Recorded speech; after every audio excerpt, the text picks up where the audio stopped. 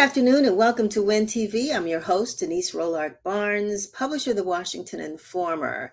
Before I tell you the good news, let me just say that I hope that you've had a chance to read the digital edition of the Washington Informer online at www.washingtoninformer.com. And that's only if you haven't had a chance to pick up a copy at your nearest newsstand. You know, we always like to show that we've published a new edition of the Washington Informer, and I have one here right in my hand, so I hope you've had a chance to get it. But otherwise, you know you can get it online at washingtoninformer.com. If you're watching on Facebook, please go ahead and hit share so your followers can see the broadcast. And if you're watching on Twitter, be sure to follow us and we will follow you back. And be sure to subscribe to our YouTube channel at washingtoninformer.com. Now, the news is I am not with you today. This is a recording, but we have our great reporting team that will be covering the show for you today because I am in Annapolis, Maryland at the MDDC, the Maryland, Delaware, DC Press Association's local News Builds Communities Conference and celebration. And about this time, we're right in the middle of a celebration because the Washington Informer is among many of the local newspapers in the Maryland, DC, and Delaware area that have been nominated for awards. So we are there with our fingers crossed and feeling really excited for those members of our staff who've been nominated for awards. And hopefully we will be bringing back the prize later this afternoon. And I will share that news with you, or you'll be able to read it next week in the Washington Informer. So wish us luck. Enjoy the show, and I'll see you next week. Thanks, Denise. Well, this is another version of this great show that is reaching out locally and nationally. I'm James Wright, the business and local political reporter for our great newspaper. And joining us now will be Stacey Brown, our national correspondent for the paper, but he also writes for the National Newspaper Publishers Association's Black America Web edition. Stacey? James, good afternoon. Good to be with you. Good to be with you. Well, something very exciting happened Saturday night. Could you please talk about that? The White House Correspondents Association's dinner. It was a good time, James. It was good to be in the building at the Hilton, the Washington Hilton. But more importantly, it finally lived up to being a really fun evening.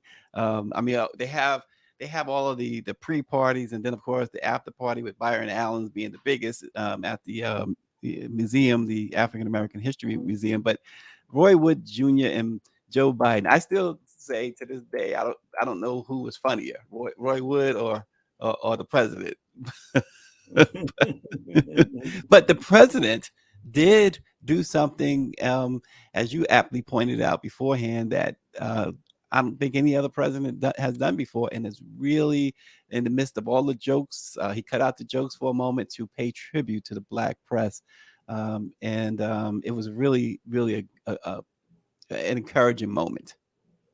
To those of you who are not privy to the Beltway, the White House Correspondents' Dinner is like the big get-together for the press and the politicians and the lobbyists to get together in one place and to roast and celebrate each other. But it's also to raise money in terms of helping young people get into journalism. And it's really a great event. And if you can afford a ticket or you can manage to snag a ticket, you should be able to go.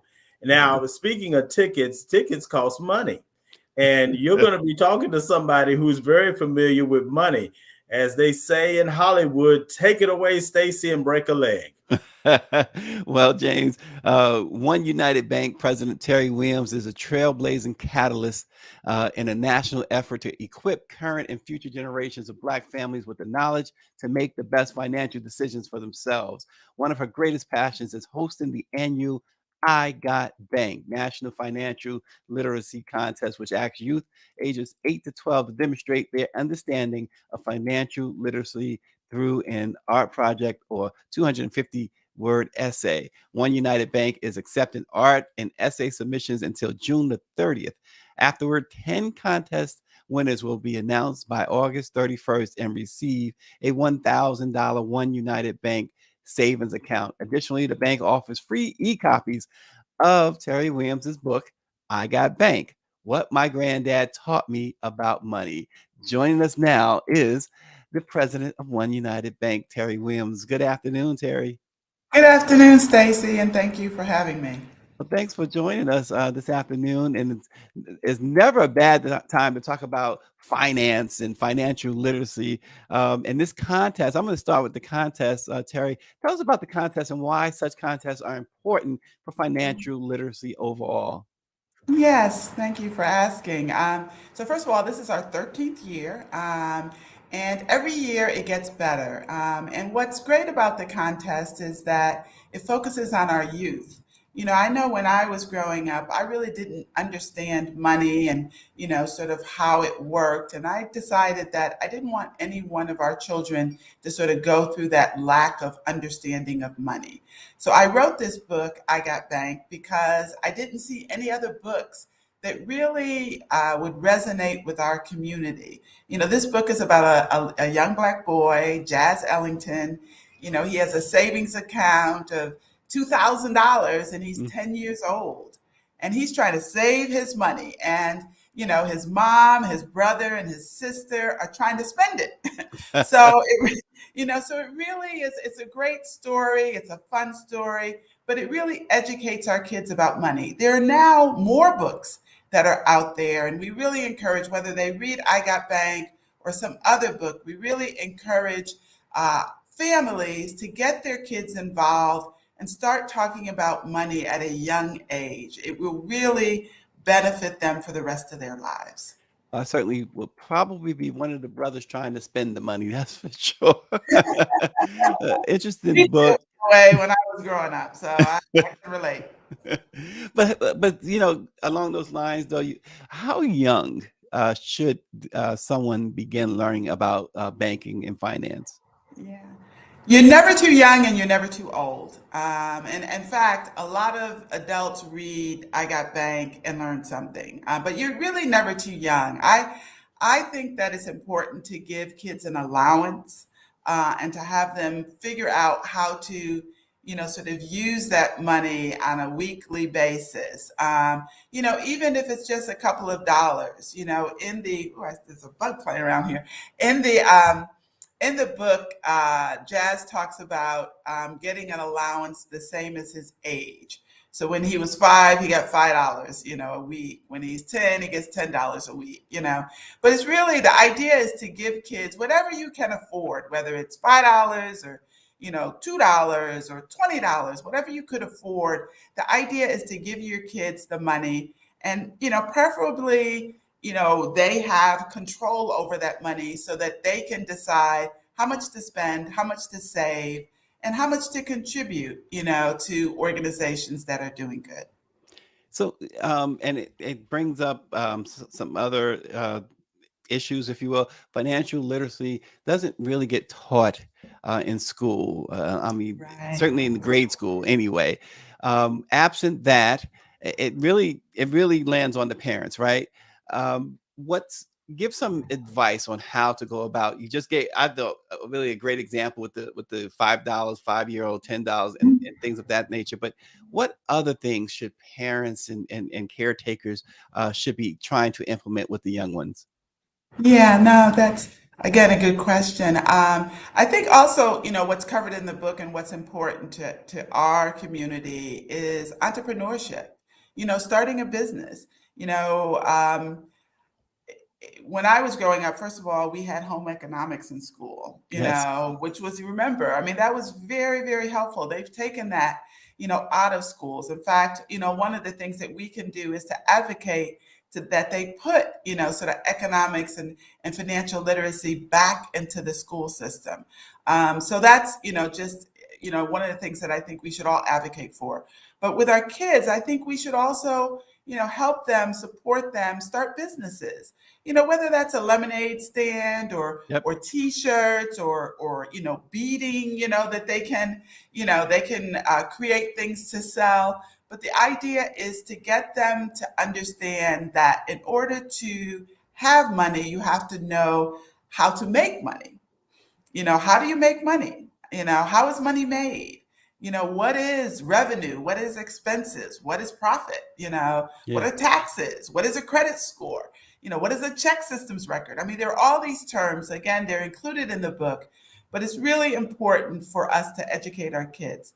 And the other thing I will say is what we have found with this contest is that not only does the child become transformed, but the family becomes transformed because the child starts to notice, things that maybe we're doing, right or wrong, that, say, well, okay, how, do you have a savings account, mom? Or, what's your credit score, dad? Or, are you saving money? I mean, the things that, we teach our kids will benefit the entire family. And talking with Terry Williams, the president of One United Bank, one of the few Black-owned banks in the nation. Terry, what other things, other than the contest, the book, what other things One United might be doing to promote financial literacy, particularly Yeah. among African Americans? Yep. So first of all, for the contest, you can find that contest at oneunited.com/book. So if you go there, you'll find the contest. But we also we have a whole online financial literacy curriculum that's free. So if you go to oneunited.com/learn, you can see our free online financial literacy modules. And they include everything from sort of avoiding elder abuse. That's a big thing in our Huge, yes. community is that our elders are taken advantage of. You can, learn about credit and how to rebuild or build your credit. You can learn about, starting a business and what you need to know about, business and business ownership. So it's a whole curriculum. It's free. And we also have a podcast. You can go to where you listen to podcasts. We have something called One Transaction Podcast. And it really is to educate our community about, the one transaction that they can take to build generational wealth. And so that could be savings and investments. It could be owning a home. It could be having a will. It could be having life insurance. I mean, so, we really go through the different ways that you can start to build generational wealth. And it does it in a way that is very, authentically speaking to our community based on our own experiences. Mhm. I know when my parents passed, they didn't have, a lot of money. They didn't have, they did have some insurance, but not a lot of insurance. And so it's really, saying, sort of how can we start to, do better so that we leave our children more than we were left from our parents and grandparents. Yeah, Susan McDowell writes in. She wants to make sure we understand that One United is the largest Black-owned bank in the nation. Yes, yeah, yes, She's like we she's are. representing, and she put in the she put in the address, the website address too. So y'all better listen to Susan. Susan is not playing around this morning or this afternoon. But Laura Erickson does make a point. And want you to respond to this. Laura Erickson is watching on Facebook. She says parents are teaching their children to earn an allowance, and she puts earn in let's just earn in capital letters. Earn an allowance doing extra Yes. chores they normally do, but giving money to children to teach about handling money misses the mark. Yeah, no, that's a very good point, and I think adding the earn to it is important. That they do need to focus on their chores and getting paid for those chores. So I definitely agree that the earning is important. So that's a good comment. Yeah, yeah. And so, Terry, though, to segue just a little bit, while we have you, a bank president, we must ask about the recent failures of some major banks, I should say. Many African Americans who already have a lack of trust in the banking system say they are keeping their money under the mattresses. How concerned should we be, Terry? Yeah, so first of all, everyone should sleep well at night. Again, if you go to our website, oneunited.com/FDIC, you'll see a great article on this point. If you have $250,000 or less in a bank account, you can sleep well at night. Your money is safe. In fact, if you have a joint account, that number rises to 500,000. So it's 250 for each individual. If you have more than that in a bank account, then yes, you can look for ways to increase your FDIC insurance coverage. And there are many ways to do that. And I would recommend that you contact your bank because there are ways to do that.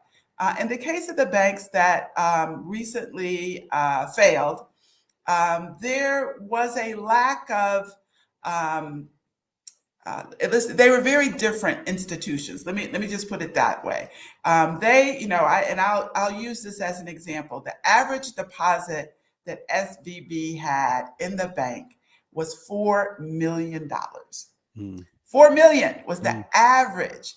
They had deposits up to $500 million, and so there really was sort of, I would say, a lack of appreciation of the need to have, whether it's multiple bank accounts or talking to your banker about ways to ensure that you have FDIC insurance coverage. So I highly recommend you talk to your banker. It doesn't always mean that you have to leave your existing bank. If you like your bank, there are ways that you can get additional coverage.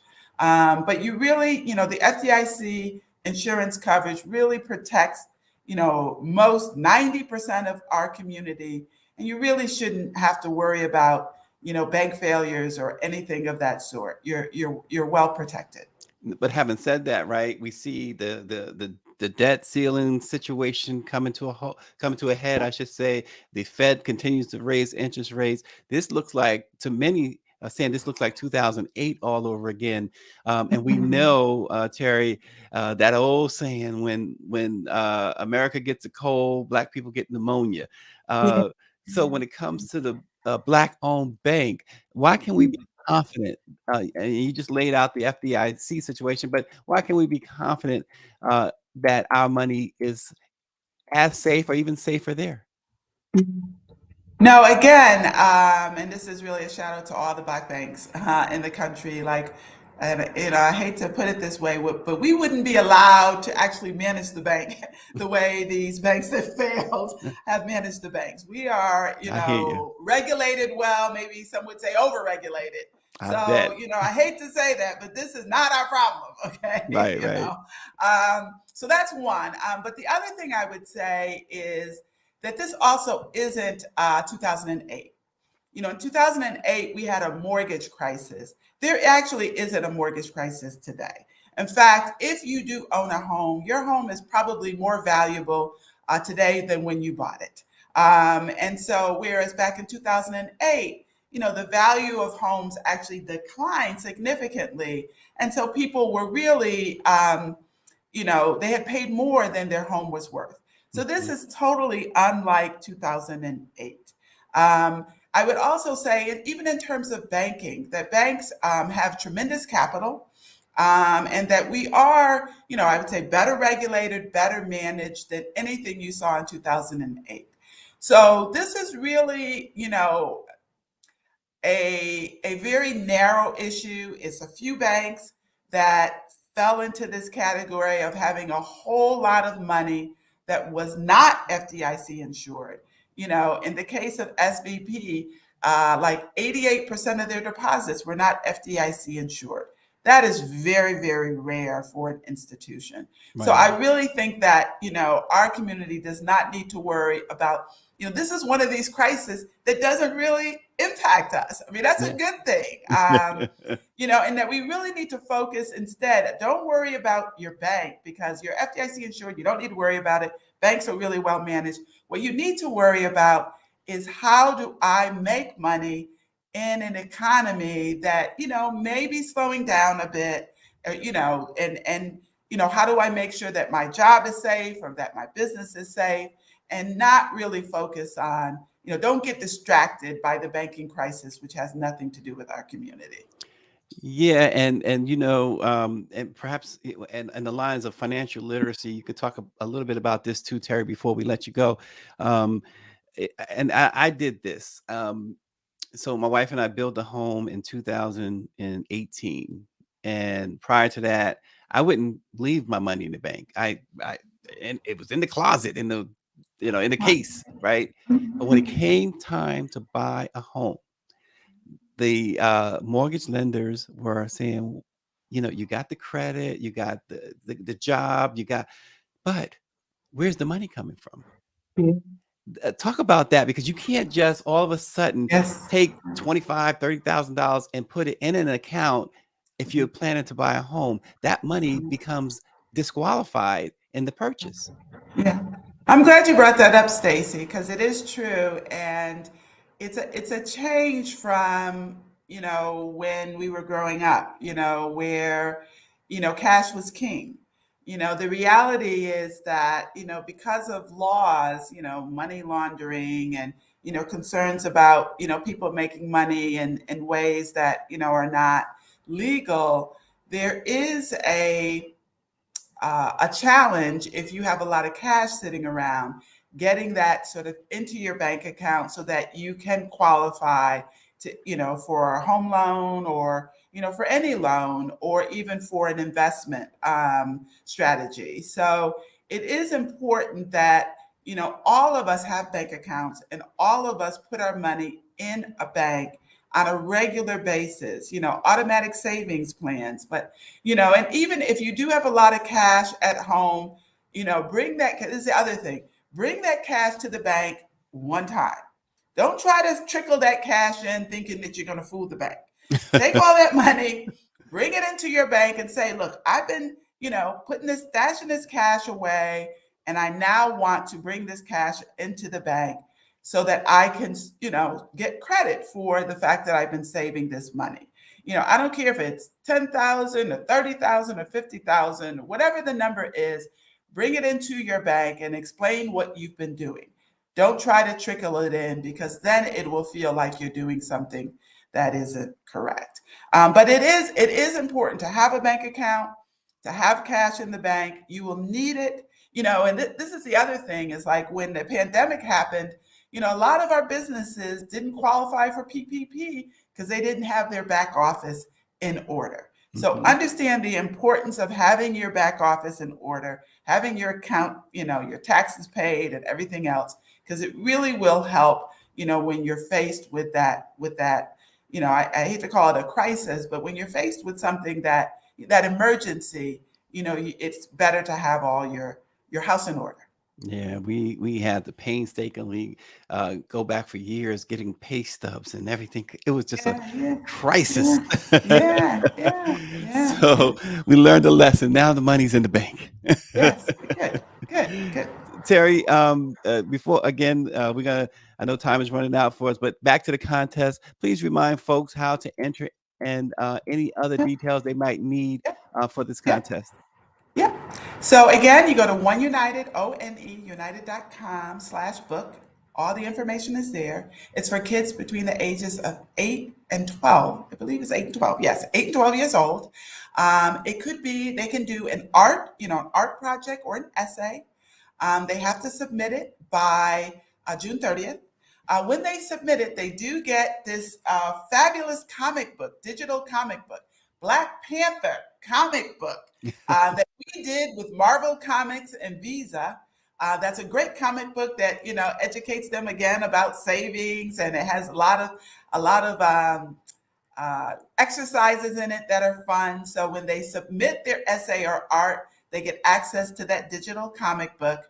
But they can also win $1,000. 10 winners every year of $1,000 savings account. And I want to tell you, not enough of our community actually submits their essays and art. We need more. So make sure you encourage your kids to do it. And it's a fun project. June 30th, oneunited.com/book. And where can they get your book? I Got Bank, What My Granddad Taught Me About Money. Again, on that page, you can download the book. It's an ebook you can download for free, or you can go to Amazon. I know that there is it can be expensive in Amazon, so that's why we're offering it for free to download at oneunited.com/book. Well, Terry Williams, the author and the president of One United Bank. We thank you so much for joining Win TV. Appreciate you.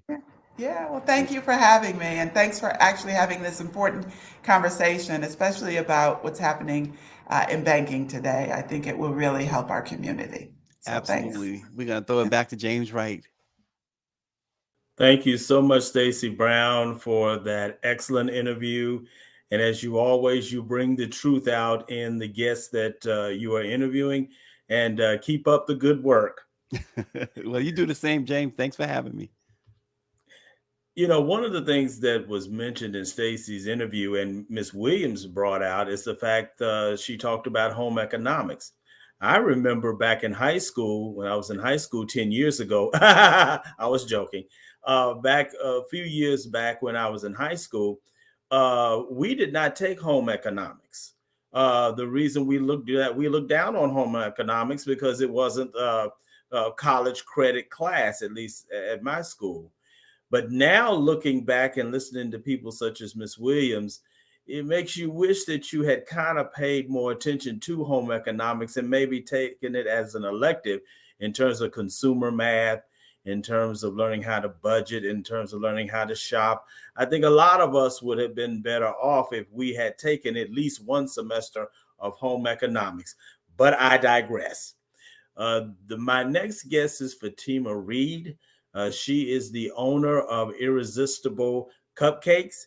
And let me just say that she she works informally with JP Morgan Chase in their programs for small businesses. Chase is committed to making sure that small businesses prosper in this country as well as in this city. It has many programs to do that and business consultants to help small business owners come up with a business plan, get their feet on the ground, help get financing, and do what is necessary in order to prosper. Here in the District of Columbia, we have several branches that are dedicated to that. Fatima Reed participated in a pop-up this past Monday at the one in Skyland Town Center. A very good friend of mine is the branch manager there, Brian Atkins, and he is very much for Chase Manhattan, well, JP Morgan Chase. Let me say, Miss Reed, hi, how are you? Hello there. I'm amazing. Thank you. Well, fantastic. Let's just get started. You are the owner of Irresistible Cupcakes. What is Irresistible Cupcakes? Irresistible Cupcakes is a bakery that bakes regular size cupcakes, jumbo cupcakes, specialty cupcakes, such as gluten-free and vegan. And we also do custom cakes. Cupcakes, yummy, yummy, yummy. Why did you decide to go into cupcakes as opposed to just, pure cakes, that sort of thing? I mean, yes, you do cakes, but why do you focus on cupcakes as opposed to just cakes? Well, cupcakes is the start because, Irresistible Cupcakes started because about 7 years or so ago, I lost my job where the department just shut down and closed. And so I was looking for something else to do. And so I was praying as anyone would, looking for what next would be. And I just felt like the Lord spoke to me and said, bake cupcakes and sell them. At the time, I had never made a cupcake before. I only baked cakes for my family for like the holidays. I didn't think anything was special about mine, but after I felt like I obeyed God and I started to bake, the rest was history. Wow. You mentioned the fact that you have vegan and gluten-free cupcakes.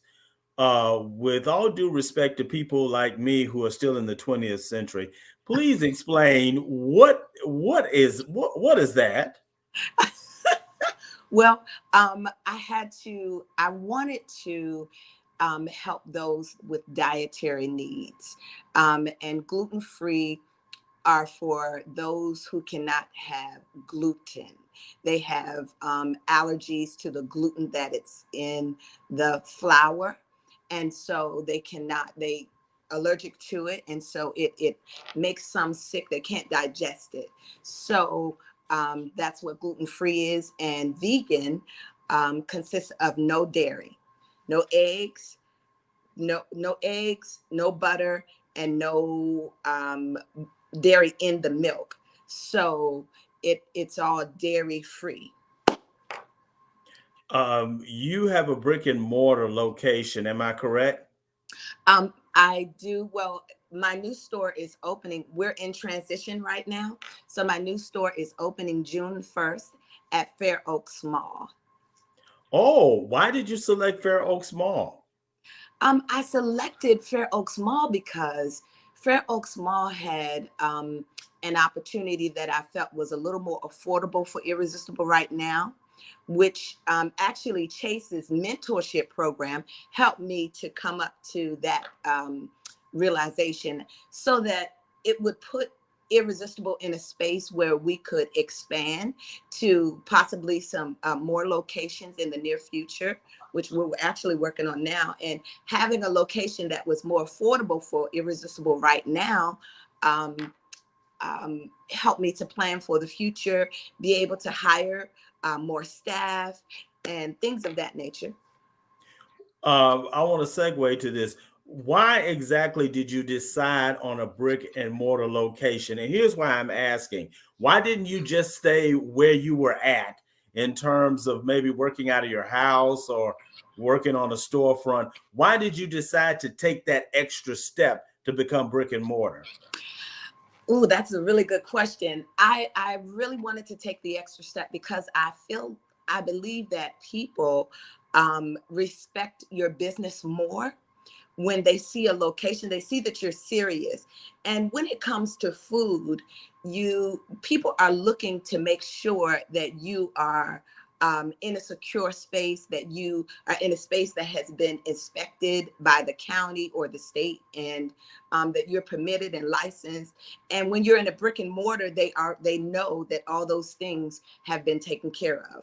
So that's what that entails, which then for me entails that people can trust my business. They can trust that that we're serious. When I visited you on Monday and got that wonderful cupcake, and by the way, I ate it all and it was good. There was a lady with you. Who is that lady? And could you talk a little bit about her? Sure. That was my assistant, one of my team leaders.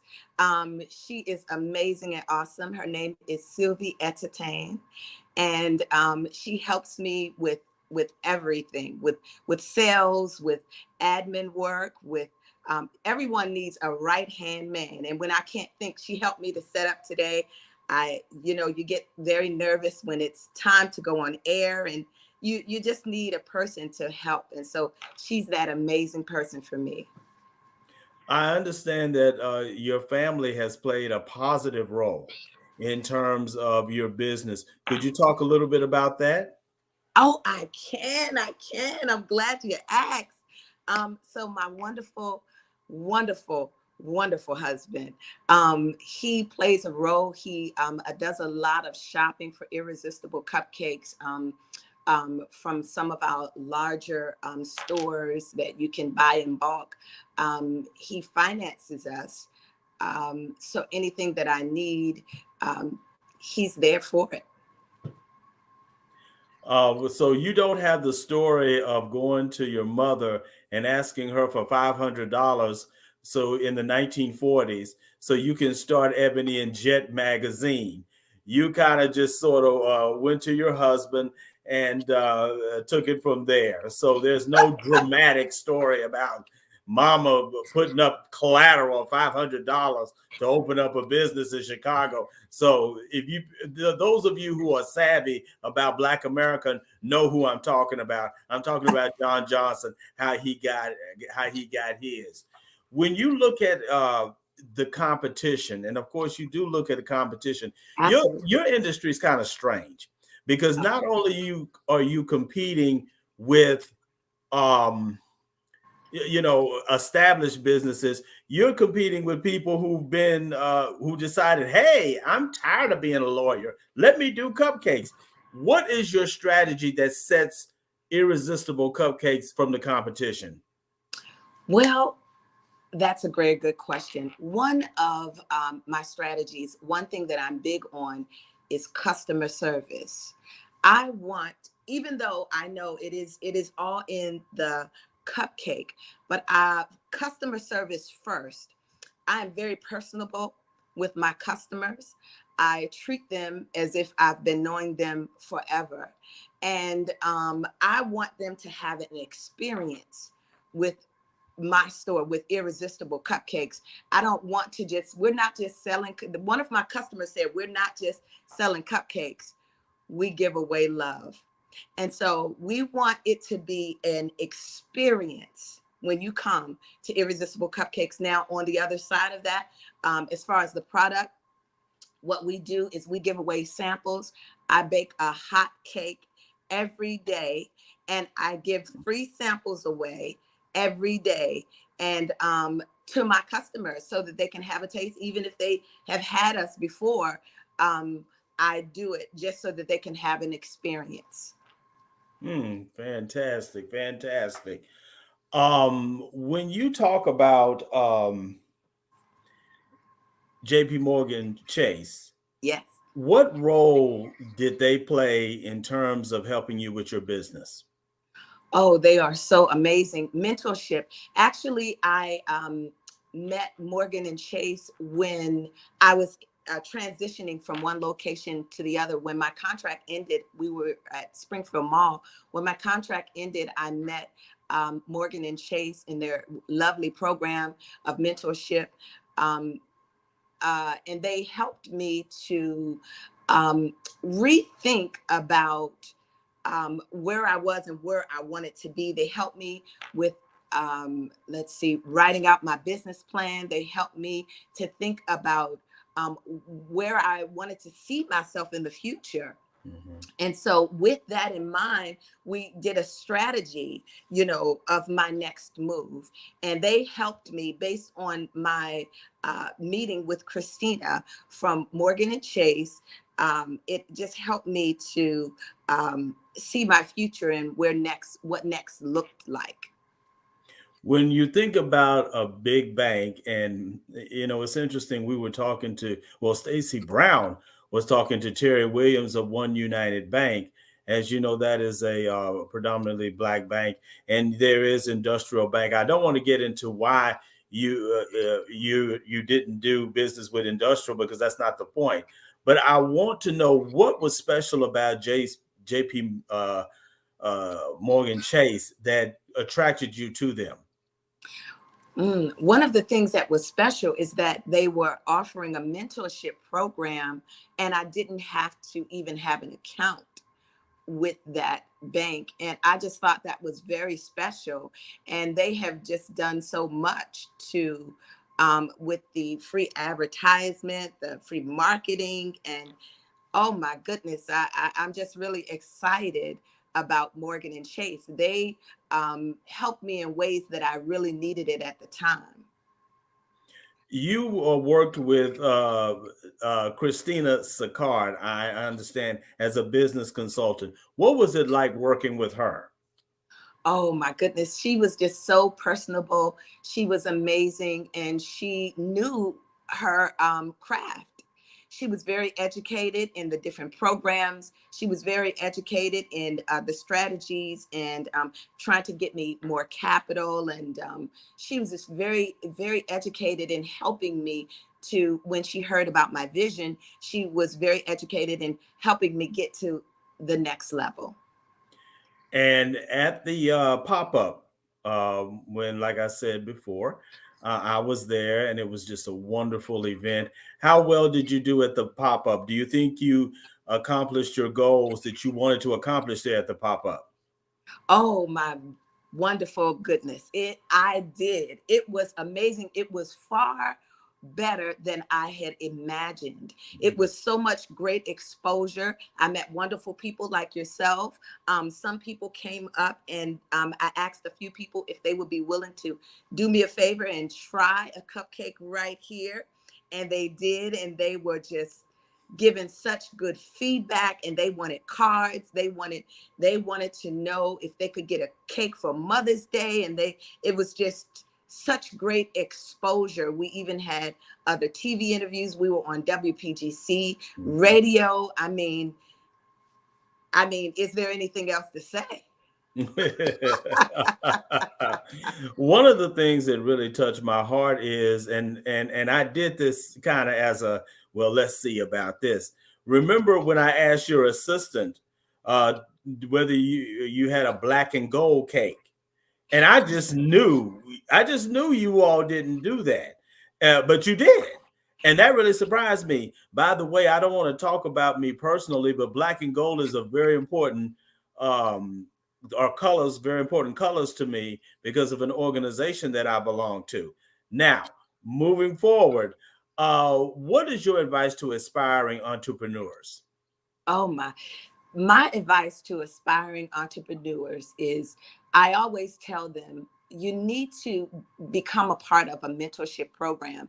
You need to get with a team of people who are doing what you are doing, and so that you can aspire to do more, because people who are in the circle to do what you're doing can help you get to the next level. It is often, as in during COVID, a lot of times, a lot of businesses had to close, and a lot of businesses had to, come to an end or restart, or just revision themselves, how they, restart, because it was very hard, and they had to re-strategize some things. So if you have a team around yourself, or you're involved in a group of people who are doing what you're doing and even more, they will help to lift you up and hold you up and encourage you and push you on. So I would encourage young entrepreneurs to become a part of a group doing what you're doing and more, and become a part of a mentorship program who can help you get to the next level. That's fantastic. A little bird told me why was I so particular about a black and gold cake. And I do want to mention that I am a member of Alpha Phi Alpha Fraternity Incorporated. So that's why why black and gold continues to be special for me. And and by the way, earlier in this conversation, Ms. Reed, I kind of dated myself. I mentioned Chase Manhattan. Now, that's not what they call themselves anymore. I remember, like I said in the prior segment, I graduated from high school 10 years ago. So therefore, I happen to know a few things. And no, I did not graduate 10 years ago. So, Ms. Reed, any parting words before we let you go? Yes, I would love to just give you a nice view of some of our goodies. Delicious. I just wanted delicious. Yes, even though you can't get through the screen, I just made some for you guys to see, so that it's just encouraging. If you want to put in an order at Irresistible Cupcakes, we're at irresistible-cupcakes.com, or you can call 202-446-8535. And we're also on Instagram, which is Irresistible Cupcakes by Fatima, Instagram and Facebook. Thank you, Fatima Reed, and thank you for being the founder and owner of Irresistible Cupcakes. They are delicious. Thank you very much. Thank you so much for having me. Well, even though I have been years in journalism, I do occasionally make a mistake. I forgot to bring on our great correspondent, Curtis Knowles, who keeps us up to date in what is going on in the country. Curtis, take it away. This is WIN TV News, bringing you the news that matters. The man accused of fatally shooting 5 neighbors, including a mother and her 9-year-old child in the Texas home, has been taken into custody after a days-long manhunt. The arrest was made in the town of Cut and Shoot, Texas, according to federal law enforcement officials. Cut and Shoot is roughly 17 miles west of Cleveland, Texas, where the killings took place. Francisco Oropesa, 38, is accused of carrying out the massacre Friday night after neighbors asked him to stop firing his rifle so close to their home.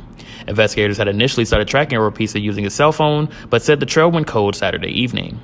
Though Oropesa's current immigration status is unknown, he has entered the U.S. illegally and has been deported by immigration officials at least 4 times since 2009.